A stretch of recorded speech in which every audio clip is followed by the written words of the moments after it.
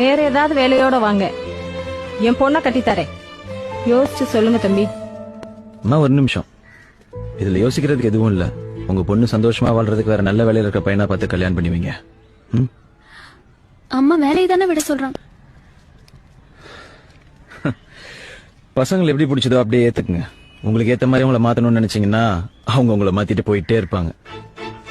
வரேம்மா.